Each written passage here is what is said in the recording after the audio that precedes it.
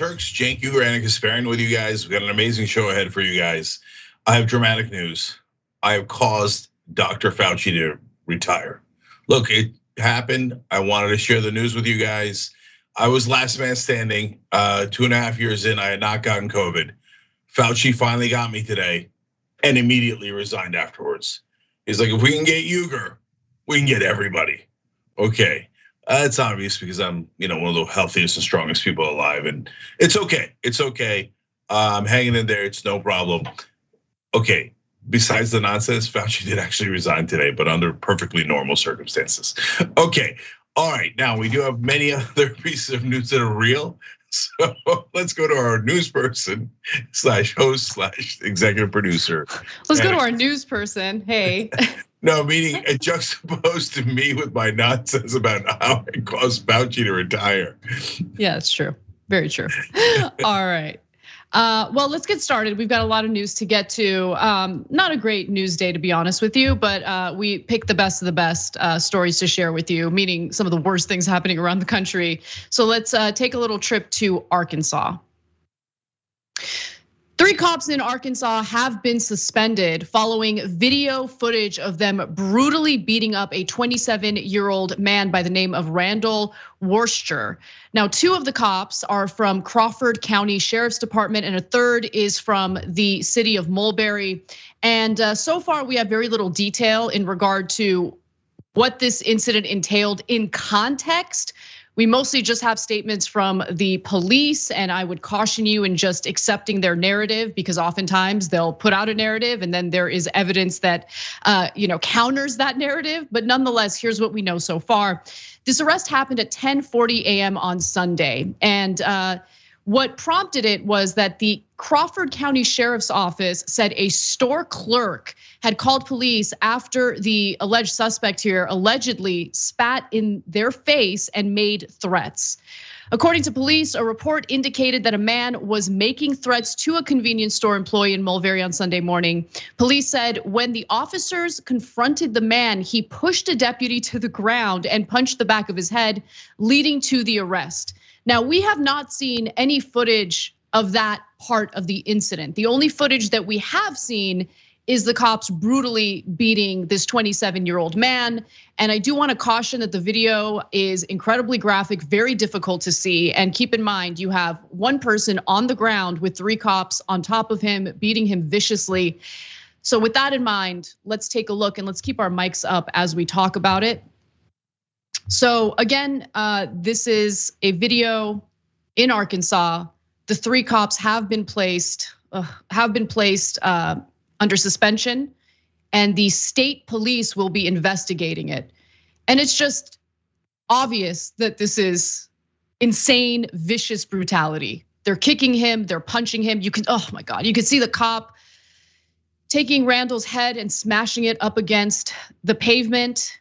And you can't hear the audio, but the woman filming it at one point basically tells them, he's off his medication or something like that. And one cop responds to her with expletives. And so, Cenk, this is yet another story where you see excessive force. It's abundantly clear. Even if there's verification of what the suspect allegedly did prior to that vicious beating, it still doesn't excuse the brutality we see in that video. You're supposed to place him under arrest, put him in custody, and have the justice system deal with it. And that's not what they did here. They decided to make sure the man took a beating. So I feel like we're forever stuck between weird extremes. Yep. And then nobody ever has a conversation about what is sensible and reasonable. So on the one hand, sometimes we have folks saying, oh, he spit in a guy's face. If that's true, yeah, let him go, who cares? No, I care. I care a lot. And you don't know his politics, you don't know his mental well-being, you don't know anything about the guy, right? So what if he's a guy who thinks COVID's no big deal and he's going around spitting in people's faces? So I don't know. No, police do need to take action on that. Sometimes the police do need to get physical. Now, does that justify the right-wing position that, hey, if you have to arrest someone and you perceive that they're slightly resisting, you're allowed to kick the living crap out of them, knee them in the head, punch them in the face, smash their head into the concrete pavement? No, of course not. I don't understand the right wing. Why do they think that that's okay? Did they get some sort of emotional, psychological, maybe even sexual release out of it? Like, because they love it, and no decent human being should ever like that. They should, like, in the worst case scenario, you say, okay, my God, maybe it was necessary if the guy was 400 pounds and was throwing the cops around, etc. That guy didn't look like that at all. I mean, as usual, the cops, they're nonsense lies. And they say, well, our lives might have been in danger. Oh, get the out of here, man. Now, the cops in question here didn't say that, but a cable news expert talked about their lives might have been in danger. You don't know. No, I do know. I saw the guy, he's tiny. I saw 3 guys on top of him, kicking the crap out of him. So please don't insult our intelligence. Yeah, exactly. I mean, it's totally justified to be upset if the store clerk was abused in any way by the suspect. It's also unacceptable to use that kind of brutality toward the alleged suspect, right? And honestly, it's the root of this huge problem in the country right now where people don't trust the police. That distrust sows an environment where people don't feel safe. They don't feel like the local law enforcement in their town is actually there to protect and serve them. And that's an incredibly dangerous place to be. Now, let me give you some more details. Apparently, the suspect here, Worcester, was brought to a hospital for examination and treatment before being jailed in the Van Buren, Arkansas state. That's what the Van Buren, Arkansas, in Van Buren, Arkansas police, state police said. Now, the Arkansas State Police said in a statement Sunday night that it had, quote, opened an investigation into the use of force by 2 Crawford County Sheriff's deputies and a Mulberry police officer in the arrest of this South Carolina man. And the other thing I want to mention is the way these investigations go down also sow distrust among police departments, because having the police investigate the police doesn't make any sense.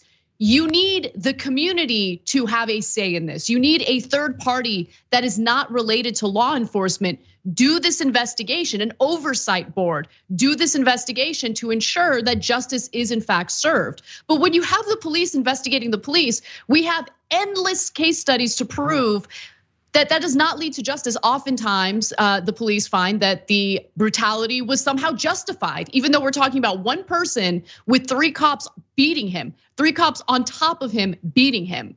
So the investigation leaves much to be desired. It never really results in the consequences that people or police using brutality deserve. Yeah, so look, slight upsides here. The leading officer that suspended them acted quickly. Usually they delay for months and don't act and do a CYA operation. And he did not have his own department look into it. He's having the state cops look into it. So that's slightly better. Usually they look into it themselves 3 months later, and 6 months later when no one's paying attention, they announce themselves perfectly innocent. So this one is off to a slightly better start. Having said that, most of our viewers are writing with the same comment. I'll go to Injustifiable on Twitch. Suspension, you mean paid vacation. And of course, that's what happens in all of these cases. If you'd like to have a paid vacation as a cop, beat the crap out of someone, you'll get it. I mean, that's probably part of the terms of union contracts and agreements. Let's just keep it real, right? So yes, that there's injustice in that. And part of the problem is that the union for the police is incredibly strong. And they ensure that as they're suspended or as they're on administrative leave or desk duty, yeah, they're still getting paid, even if there's evidence showing their brutality. So that's also part of the problem. Finally, the person getting beaten has been charged with multiple serious charges, including 2nd-degree battery, resisting arrest, refusal to submit, possessing an instrument of crime, unsure what they're referring to with that charge, criminal trespass, criminal mischief, terroristic threatening, and 2nd-degree assault. So oftentimes a lot of those charges end up getting dropped. We'll see what happens. But again, this story is still developing. We'll give you more details as we find them. Yeah, and my last word is resisting arrest is code word for, oh, we were caught on tape kicking the crap out of him. Sure, we'll say he was resisting arrest. As you can see on the tape, if that was resisting, it wasn't much resistance. That's their catch-all for we'd like to add more charges so that you find him guilty instead of us. Exactly. All right, well, let's move on to our next story. And it's a second part of this.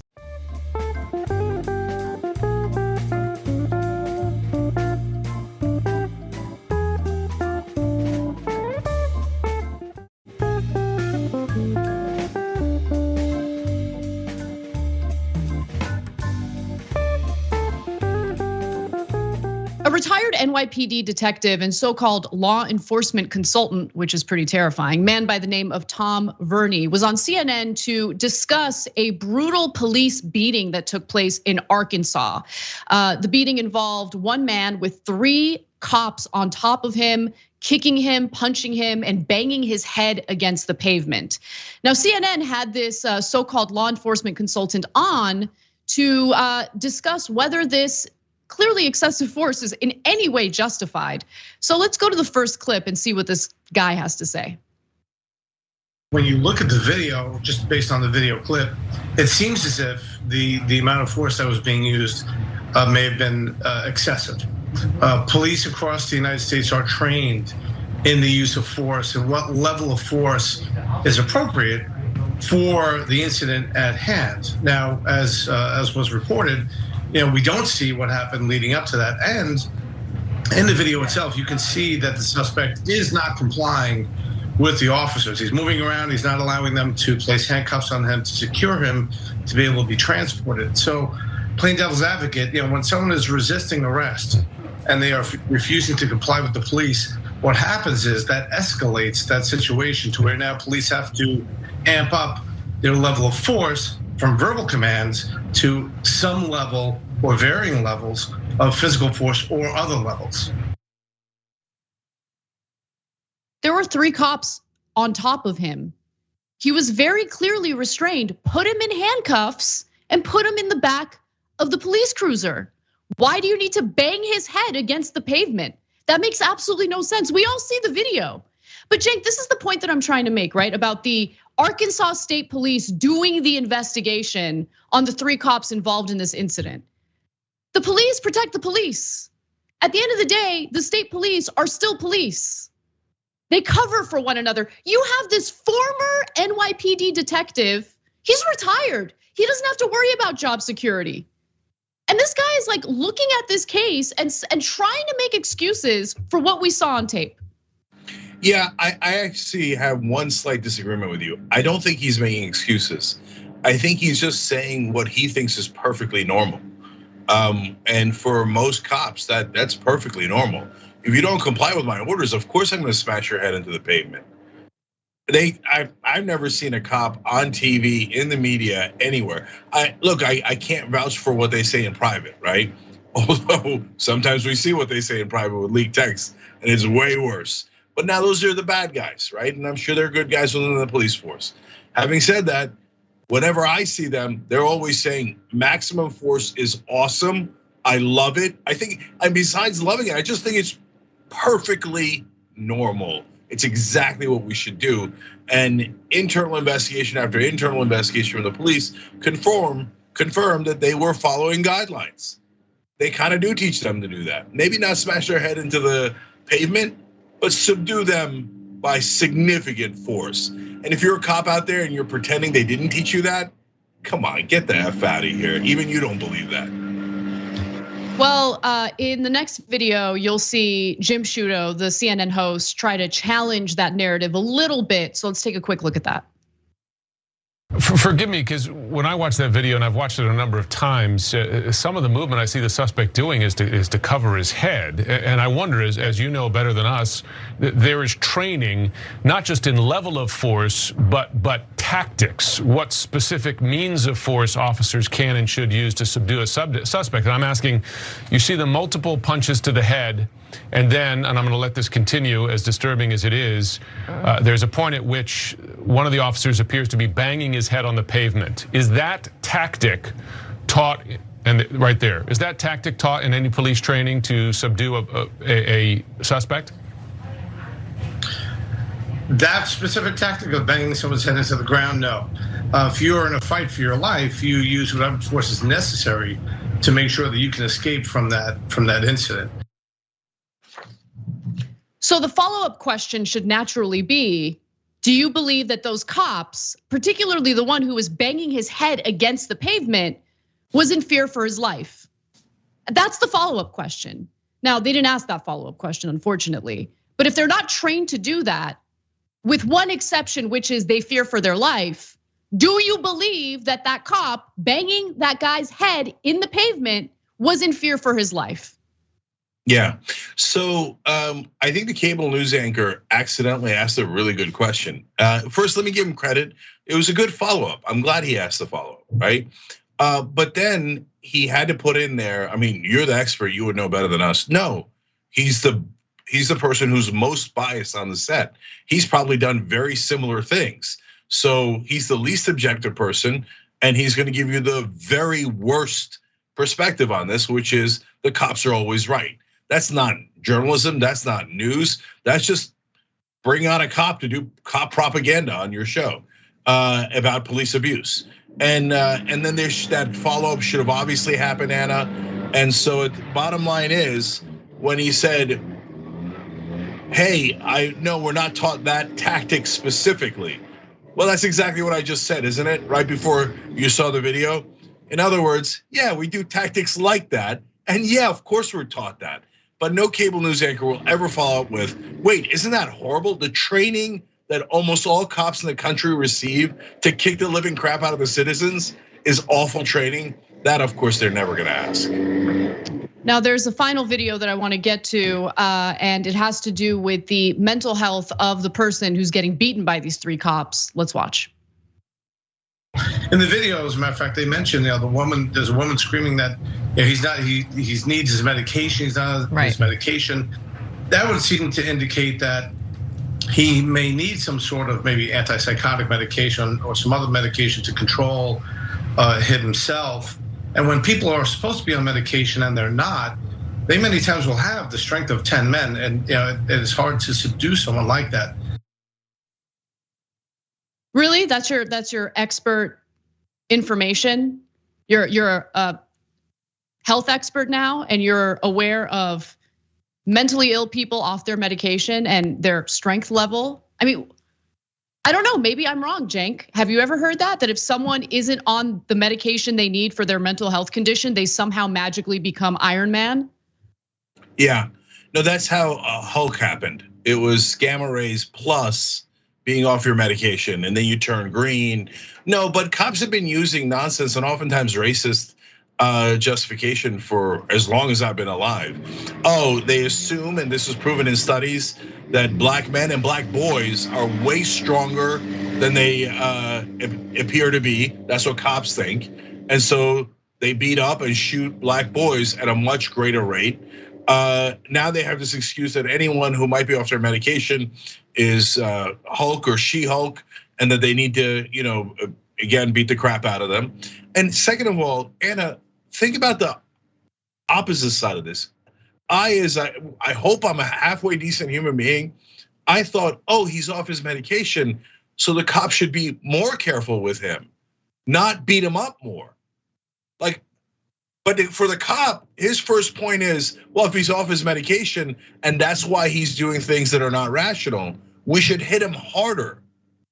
And that just right there is stunning to morality. Anyone who's a decent moral person. But that's why I harp on the training, because we teach our cops to be immoral and indecent. And one other thing I just want to mention, because Cenk correctly noted that oftentimes the superpower strength trope is used in regard to a black suspect. In this case, the suspect is white. So as far as we know, there is not a racial component here, but it doesn't matter. I mean, he's using the exact same ridiculous argument of, oh, what could we do? These 3 cops were just outmanned by this one individual who was on the ground face down with 3 of the cops on top of him. It's a ridiculous argument to make, but he makes it on national television nonetheless. All right, we got to take a break. Let's do that. And when we come back, we'll talk about what members of Congress are saying in regard to Donald Trump and the investigation into his illegal access to classified documents. We've got that and more. Don't miss it. We'll be right back.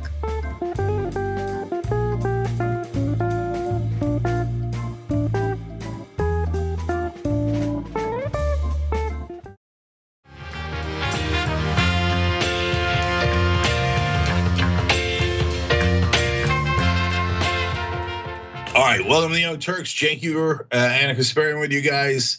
We're back, hopefully without the lead blower. Okay, so now I've got the next story for you guys, so let's do this, okay? Now, some people with top secret classified clearance are asking a really good question. Hey, if Donald Trump isn't prosecuted, are there going to be two different sets of laws? One that applies to him for handling classified intelligence, and one that applies to us for handling classified intelligence? And would we go to jail for things that Trump did and didn't go to jail for? Those are excellent questions. The guy putting that together actually is Richard Ojeda, a TYT contributor on Rebel Headquarters. You should check him out there. He ran for Congress in West Virginia, was a really interesting populist candidate, and he's a decorated veteran. And someone else joining him is Representative Ted Lieu, US Congressman, in fact, my congressman. So there's some real heavy hitters here, and Congressman Lieu is a former colonel. And so I will get to that in a second. But first, they put out a letter to the Department of Justice. Let me read you a part of it. It says, national security clearance, as folks like me know, is something that we are entrusted by the nation that we have sworn to protect. We gain our clearance, we do so with the recognition that if we reveal those secrets, our country has a right to punish us. Any one of us knows that imprisonment is a possibility for breaking our oath, which is why we're angry that our former President Trump thinks he's above the law. How many thousands of us are true to our word? My fellow vets and I served this country through far more treacherous situations than any he's ever been in. We're sworn to our country, so we understand the gravity of these secrets.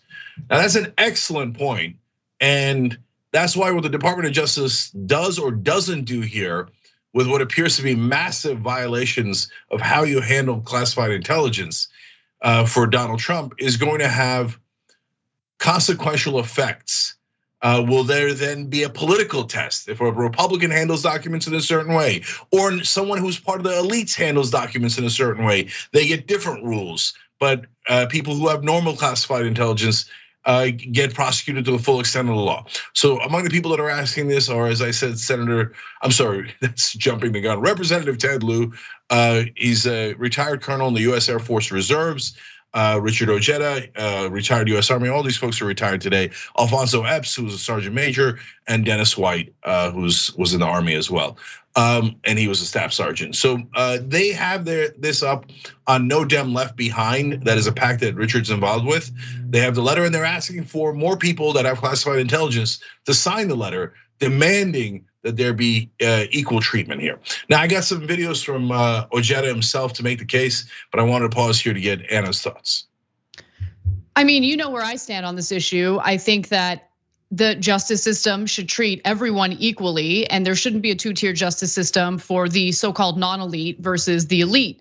And we've seen far too often in this country that the president can commit all sorts of crimes, including literal war crimes and illegal spying on American citizens, and get away with it. We have this endless trend of incoming presidents saying that they refuse to prosecute former presidents who have committed crimes. In this case, we have a DOJ investigation. I'm uncertain about the outcome of this investigation, meaning I'm uncertain whether the DOJ is really going to prosecute Trump to the fullest extent of the law, but he absolutely should be. Now, continue. I have other commentary, but I'll wait till you have some more details. All right, so Ojeda made a video actually on Rebel Headquarters about this, and he talks about why a SCIF is so important. A SCIF is, well, he'll explain a little bit the exact nature of it, but the point being here is some information is so top secret, you are not allowed to take it out of that particular room, which is very, very heavily guarded. So we'll let Ojeda explain the rest. To be in possession of items that are listed as secret or top secret and not be inside of a SCIF would, not could, but would not only cause you to lose your security clearance, but could also lead you to lose your freedom. Talking about conversations you had inside of a SCIF, sensitive, compartmented information facility with someone outside of a SCIF can literally be defined as treason. And now the Justice Department also looking into whether he did have conversations with other people. For example, they're fingerprinting the documents. If there are other nationals' fingerprints on those documents, that is going to be devastating. Well, of course, devastating only to rational people. The Republicans will become even more convinced. Of course, he should have sold the weapons. That's really smart with the weapons information to the worst people in the world. But we'll wait for that. That hasn't happened yet. But certainly he should be held to the same standards as Ojeda points out there. If he took files out of a SCIF, he would be immediately prosecuted. So would the congressman, so would all of them. Now, he also explains how bad a violation this is. 11 boxes of sensitive documents, some listed as only the highest level of security clearance can see or know about, just sitting in boxes in a garage or a storage room at Mar-a-Lago. Any person who has ever served in the military that has obtained a secret or top secret security clearance being caught with such important documents outside of a SCIF would not only lose their clearances, but would immediately face a court martial where it is almost certain their next home would be that of Fort Leavenworth, Kansas. Guys, you really can't argue with that. You know that if it was anyone else, regardless of politics, just a person who's a regular member of the services, but has classified intelligence or a member of the intelligence community, top secret information. If they took it home, they're going to Fort Leavenworth. You know it. If they mishandled it and they did it on purpose, let alone, I mean, that's a second layer to it. They'd go even if they didn't mishandle it on purpose. But if they did, oh boy, they'd be in massive trouble. Speaking of which, one more from Ojeda. I spent 24 years in the United States Army, and I'm going to tell you that everybody that I know that has also held a secret or top secret security clearance right now is literally shocked that we don't see Donald Trump already in handcuffs, because if it was any one of us, we would be, and that's a fact. Sappers clear the way, airborne all the way. Casper, thoughts? I love his sign off. I had to mention that and put a smile on my face. Number two, you know, we can't forget what happened to Chelsea Manning, what happened to Edward Snowden, what happened to and continues to happen to Julian Assange. Okay, and those are cases pertaining to classified documents which showed that our government was engaging in behavior that was getting innocent people killed, that was in some cases committing war crimes, and they were prosecuted to the fullest extent of the law. In the case of Julian Assange, we still have the United States government and the DOJ trying to prosecute him, trying to expedite him here to the United States to prosecute him to the fullest extent of the law, okay? It's amazing that when it comes to informing the American people that are supposed to be living in a democracy about what their government is actually up to, it's unacceptable, okay? Treason, they need to be prosecuted to the fullest extent of the law. When it comes to Donald Trump, we really need to ask, I know that everyone in the broadly speaking left agrees with this, but for our friends on the right, does it make sense to send the message that the president of the United States is above the law regardless of what he does, even if the incident pertains to highly classified top secret documents, including documents that have to do with nuclear weapons? Does it make sense to sell your country out on behalf of your preferred politician? It doesn't make sense. And it does send a message to future administrations that they're above the law and they can do whatever they want. They might be investigated, but the investigation is just a dog and pony show. It doesn't actually result in actual consequences. Now, usual points about Democrats and Republicans. Notice that we're trying to convince Department of Justice in a Democratic administration to hold Republicans accountable to the law, the bare minimum. We're not asking them to punish Republicans for political reasons. We would absolutely despise that. We're saying, can you just apply the law evenly? Because we're worried Democrats are gonna cheat on behalf of Republicans. Now, on the other side, the Republicans, now there's some populist right-wingers that say, no, you should let go of Julian Assange, and I give them credit for at least consistency. But 90% of the Republican Party, certainly elected officials, say, no, Julian Assange is enemy of the state and should be prosecuted fully. They all then turn around and say Trump should not be prosecuted. It would be an amazing moment, and they would have no problem doing it because they love hypocrisy, and their voters never, ever notice it, and the mainstream media hardly ever points it out. But I could see Republican senators going, Julian Assange should be put in jail for the rest of his life for doing the same exact thing as Donald Trump. And Donald Trump should walk and get absolutely nothing. I mean, they don't care about logic. They'll do it. They'll definitely do it. You can make the case, actually I will make the case, and I stand firmly behind it, that Julian Assange did not do something similar to what Donald Trump did. Donald Trump knowingly took classified documents out of the White House and took it home with him to Mar-a-Lago. He did that personally. He took documents he knew he wasn't supposed to take. Whereas WikiLeaks did exactly what any decent journalist would do, which is when classified documents are handed to a journalist, what is a journalist supposed to do? Not report on them? There's no evidence to indicate that he stole the classified documents. But nonetheless, he's the one who's dealing with all these goons within our Justice Department who want to prosecute him to the fullest extent of the law and probably throw him in solitary confinement for the rest of his life. Yeah, so I don't want anyone to misunderstand what I'm saying. Anna's absolutely right. Julian Assange didn't do anything wrong in the initial charges that they charged him with, including the Espionage Act. He was actually being a journalist, not like Donald Trump, who took him home for no goddamn reason. There is no reason to take him home other than to sell him. Anyways, but they should do a real investigation of that. And my point is that the Republicans are going to be hypocrites no matter what, even if it was even. They would say, no, the journalists should go to jail and our political daddy should walk. Look, you remember the fist bump that they had? So this was all after my entire life, 50 years of Republicans saying, oh, we love veterans, support the troops. We start all these wars, not for defense contractors, not so we can engorge ourselves in bribes, but because we love veterans so much. And then they were asking for money for veterans who were sick because of the wars.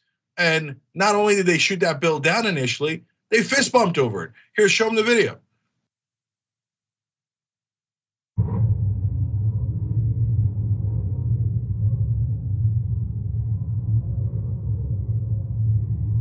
Mr. Dance, no. Yeah, so Cruz, Hawley, all those guys spitting on veterans. Now, anybody with classified intelligence, if you did anything slightly wrong, they want you to go to jail for a long, long time. But Donald Trump, he's gonna skate. Last word goes back to Ojeda and Lou's letter. Ojeda wrote, we wanna know that our discretion was not for nothing, that we protected our country as best we could. This government trusted us with their secrets, and we hope that in turn, we can trust the Department of Justice to pursue justice. Damn right, airborne all the way.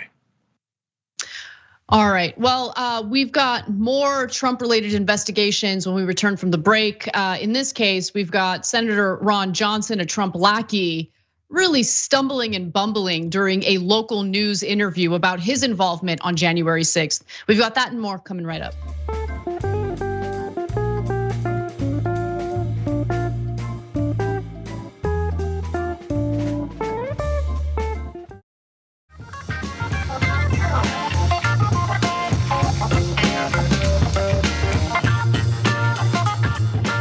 All right, back on TYT, Cenk and Anna with you guys. Anna's got more news.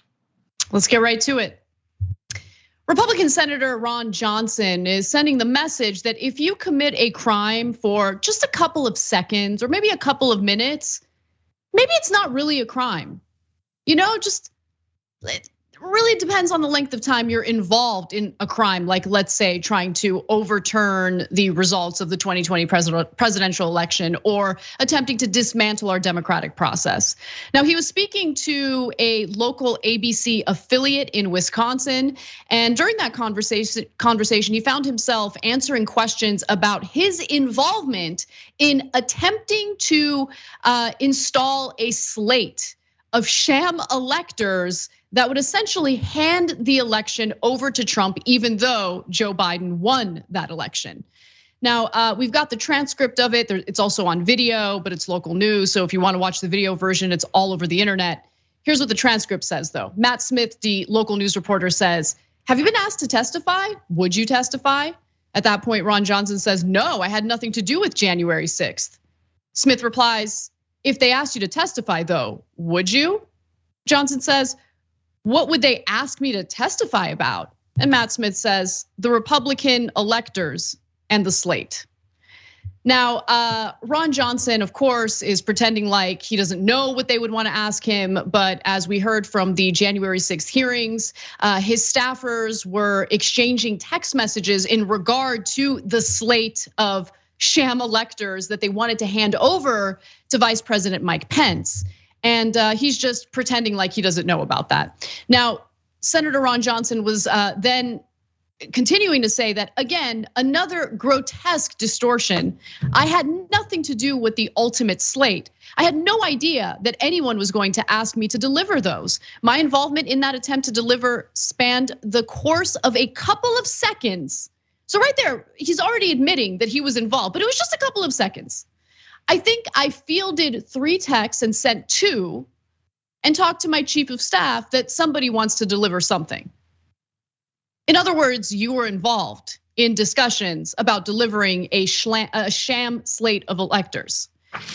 Now, he also says, "I knew nothing about it. In the end, those electors were not delivered because we found out from the vice president's staff that they didn't want it delivered. Again, I had virtually no involvement. Literally, my involvement lasted seconds." Okay, so let's pause for a second.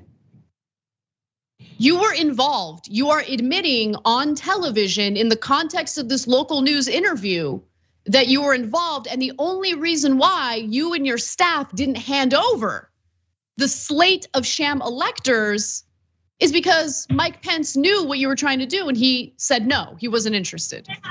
It's kind of amazing. Like, he's just admitting it, but somehow thinks that there's no incriminating element to this. Yeah. That's one of my favorite quotes now. My involvement only lasted seconds, which I think a Republican men can say for a lot of things. But okay, first of all, Your Honor, I pulled the trigger and the bullet went out of it and murdered someone, but I only pulled it for a couple of seconds. I mean, that was my whole involvement. I mean, somebody handed me the gun and I shot it, but it only took a couple of seconds and that guy was dead. I mean, am I really culpable for that? Yeah, totally. So I've told a longer version of this story to members, tyt.com/join. But friends of mine had gotten punched by some guy. They go to court, this is a long time ago. And the knucklehead on the other side says, "Your Honor, man, that's not true. I didn't punch him in the head, I punched him in the stomach." The judge is like, "Yeah, that's still assault. Thank you for admitting it, you're guilty." That's exactly what just happened to Ron Johnson. And yes, he's as dumb as that metalhead was back then in Jersey, Central Jersey. All right. And last thing for me for now is the important part here, though, is why is he backpedaling? Because normally what Republicans do is, goddamn right, yeah, those are the real electors. I mean, we call them fake electors in the emails, but whatever. Okay, Donald Trump is president/king/prophet, but he's not saying that. And he's trying to get away from Trump. What that means is, he's in trouble. Poll numbers in Wisconsin showing he's losing to the Democrat, Mandela Barnes. And so now all of a sudden he's like, Trump who? Fake electors what? Stolen election? Never heard of such a thing. Involved for only a couple of seconds. Oh, is that right? Right, he's trying to distance himself from Trump. And I think it's really fascinating when you see that happen. I mean, we saw that happen with Oz as he's running for that Senate seat in Pennsylvania. During the primary, he really positioned himself as a Trump lackey, and now during the general, he's distancing himself. But this incident with Ron Johnson's a little different, both I think because of this ongoing January 6th investigation, and because it's not really something that bodes well for him in his reelection campaign. Now, Matt Smith, the reporter, continues to ask Johnson, if the vice president's chief of staff wouldn't have said, don't deliver these, would you have brought the documents to the vice president? It's a great question. By the way, shout out to Matt Smith. I think he did an excellent job with the interview, and he asked tougher questions than we see certainly from cable news reporters. But Ron Johnson responds and says, in what way could I? In what way could have I? Again, we did our due diligence. If somebody hands us something, we're supposed to deliver it to the vice president. Does he want it? Nope. Okay, end of story. That was it. But it's important to understand that Ron Johnson is pretending like he didn't know what those documents were. He did know what those documents were. He did know that the documents contained the sham electors. And so when he's just like, honestly, he sounds like someone who's traveling with a massive amount of drugs. And then they get caught and they're like, I didn't know that drug trafficker like gave me a giant package of cocaine to smuggle into the United States. I had no idea. And with Ron Johnson, you knew. We have evidence that you knew. In fact, why don't we go to the last graphic here? And it's the exchange between his staffers. So Sean Riley says, Johnson needs to hand something to the vice president of the United States. Please advise. Chris Hodgson or whatever his name is says, what is it? Sean Riley responds, alternate slate of electors. And it's obviously clear that that's what they're referring to. And then Chris responds, do not give that to him. And I think at that point, it became clear that the vice president wasn't willing to do Trump's bidding by essentially using this sham slate of electors.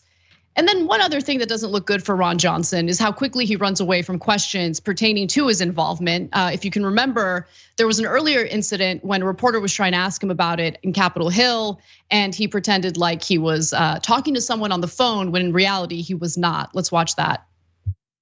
Did you know about what your chief of staff was doing with the alternate slates of electors?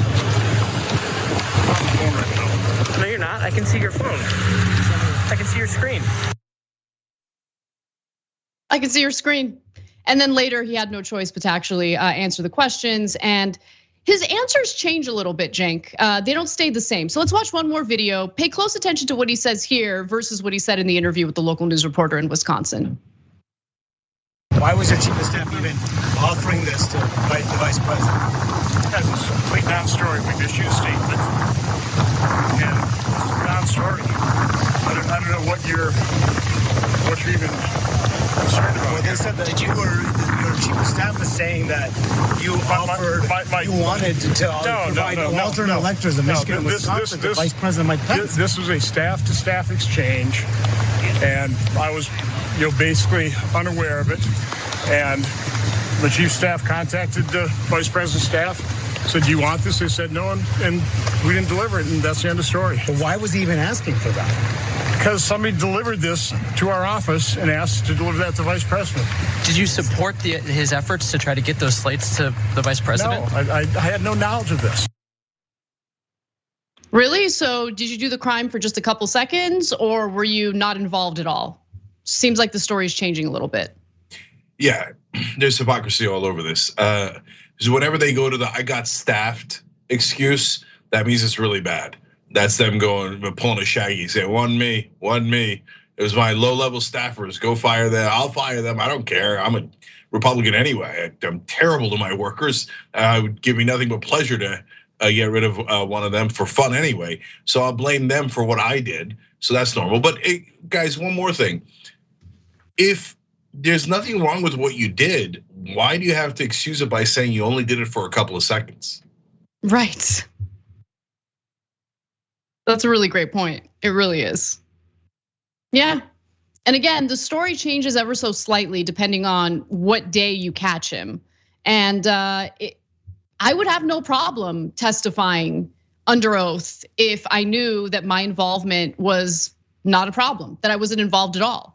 But he seems to be running away from the idea of having to testify or cooperate with this investigation. And I think that alone is problematic, at least in terms of optics. Yeah, hey, did you help your friend move in? Only for a couple of seconds. No, you would be proud. You would say, oh yeah, I spent all day helping my friend move in. It was really hard, but hey, no big deal. Okay, you wouldn't say, I did it only for a couple of seconds. You only say that when you're guilty. Exactly. All right, well, let's take the heat off the right wing for just a few minutes and move over to feckless Democrats in the Senate, in particular, Mark Kelly.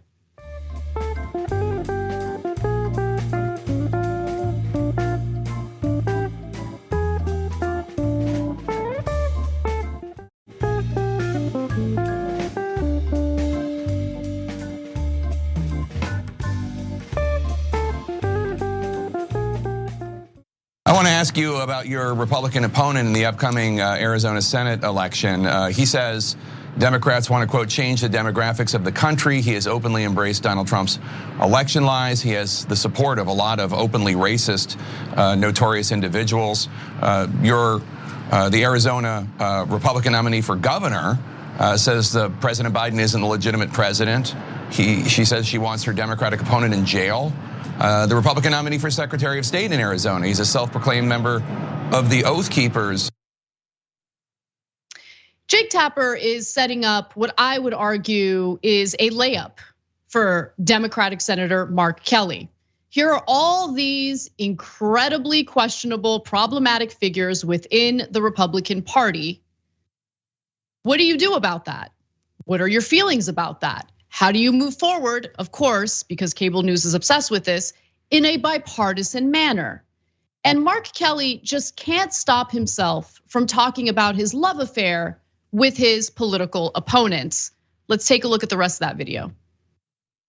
You hold the seat once filled by John McCain, who was a conservative, but he did work across the aisle.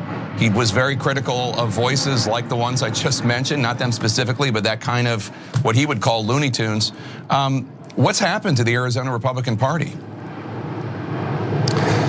Well, unfortunately, I think right now that the folks you mentioned have some really dangerous ideas, and they're not consistent with most Arizonans, even most Republicans in Arizona. So, I'm hoping we can move away from that. My Republican colleagues that I talk to in the United States Senate, these are good people, by and large, who are working really hard, and they don't need those dangerous ideas in the United States Senate. Republicans, really good people, including Republicans in the great state of Arizona that just gave Kari Lake a win in the Republican primary in this gubernatorial race. Kari Lake, a Trump lackey, someone who repeats lies about the election allegedly being stolen from Donald Trump. But no, Cenk, all of those questionable figures that were mentioned by Jake Tapper in the very beginning of that interview, or that clip, I should say. It's just a fringe. It's just a fringe element of the Republican Party. And honestly, I think that kind of thinking, especially by a member of the Democratic establishment, is so incredibly foolish, naive, and delusional. Yeah, it's the attitude of a complete loser. But I'm gonna give you an excuse for Kelly in a second. If you're a Democratic apologist, don't get excited, it's gonna get worse. So first off, that was the biggest softball I've ever seen. And so if you can't hit that out of the park, you suck at this. Hey, your opponents are basically Beelzebub and Shaitan, right? And by the way, they kind of are, right? They're not kind of, they really, they're as bad as he is. His actual physical, literal opponent is Blake Masters. Blake Masters has praised the idea of not being a democracy. Look, we had Curtis Yarwin, who Blake Masters quotes regularly on The Conversation. It just aired today. Go check it out. We'll put the link down below to the long interview that I had with him. He says, yeah, I think a dictator is the right way to go. Now, whether you want to connect that to Blake Masters or not, you could read their quotes and see if that's, you feel comfortable or uncomfortable with that. But it's not like Jake Tapper is telling you that somebody's extreme when they're not extreme.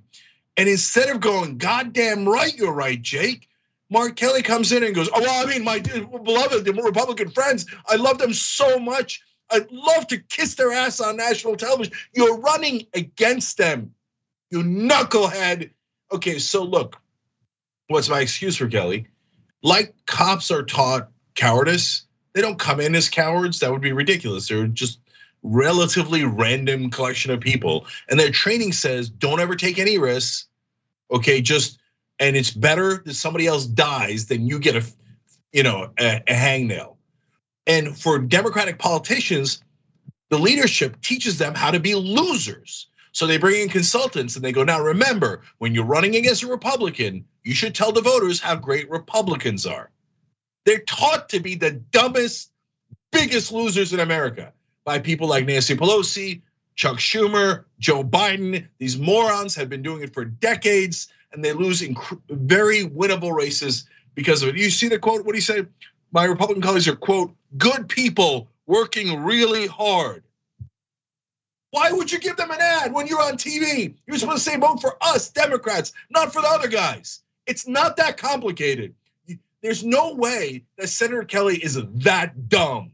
Someone has to teach you to be that dumb. So congrats, Democratic leadership.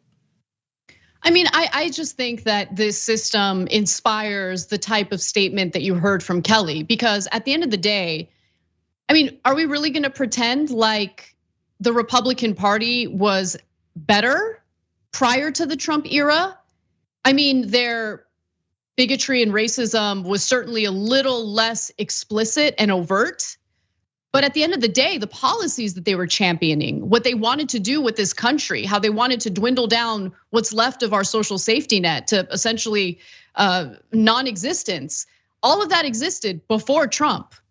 Their willingness to strip women and members of the LGBTQ community of their rights still existed. Their willingness to start preemptive wars that lasted for decades existed prior to Donald Trump.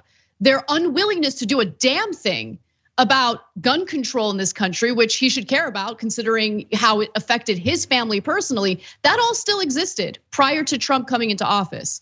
So pretending like the Republican Party is just a unique brand of awful today, or only a certain portion of the Republican Party is a unique brand of awful today, I think is ridiculous. And again, delusional, but it's also true that these Republicans do serve, especially in the Senate, as a convenient excuse for Democrats being unable to do a damn thing when they're in power, right? Oh, what could we do?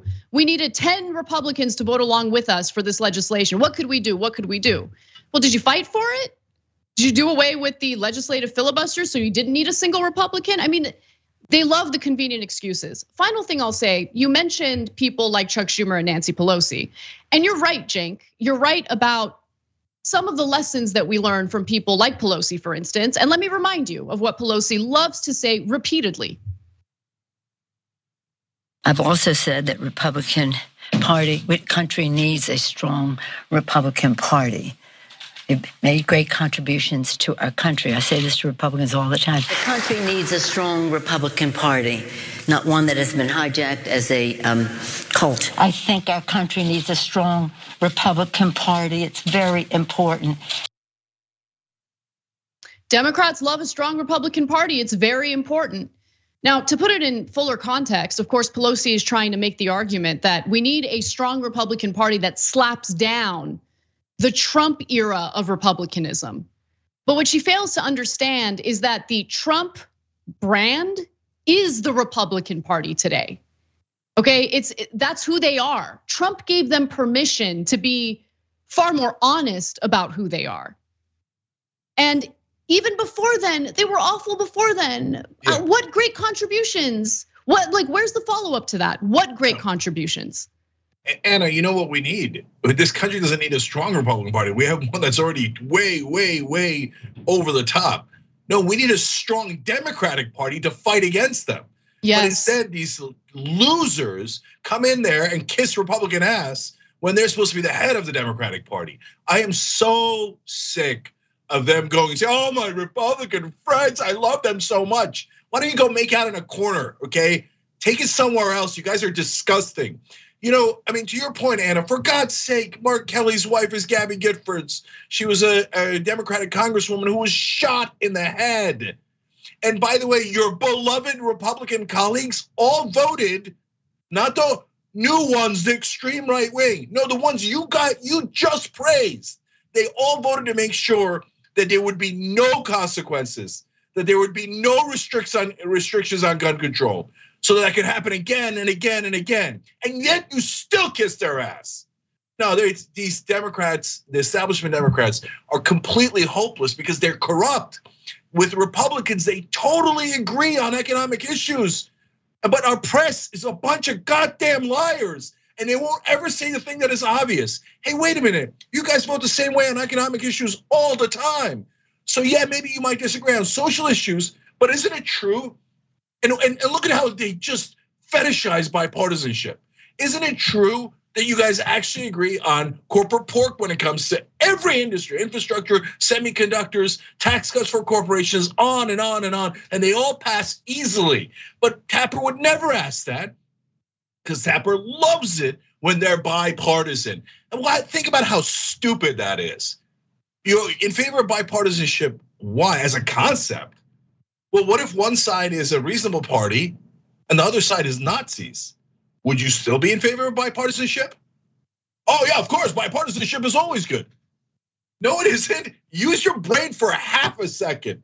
No, that's why we're losing to Republicans, because these awful, corrupt morons are in charge of the Democratic Party and corporate media. And one last thing, to Anna's point, you idiot elitist. It's not just the extreme right wing that's such a tiny minority. No, it's the entire Republican Party. They just put Blake Masters as your opponent. He doesn't even believe in democracy. How stupid are you that you kiss their ass anyway and say, don't worry, Republicans are awesome, just a tiny little fringe group, don't worry. Why are you making excuses for them? Pathetic. Carrie Lakes in Arizona, and yet you still say Republicans are generally wonderful, but a tiny little exception for the extreme right wing. No, they're all voting for them, you morons. You're gonna get us all, you're gonna lose democracy on your watch. Exactly, idiot senators like that. All right, that does it for our first hour. We're gonna take a brief break, and when we come back, we have some more news, including the window for CNN to ask tough questions has maybe completely closed under new CNN ownership. We'll give you that story and more coming right up.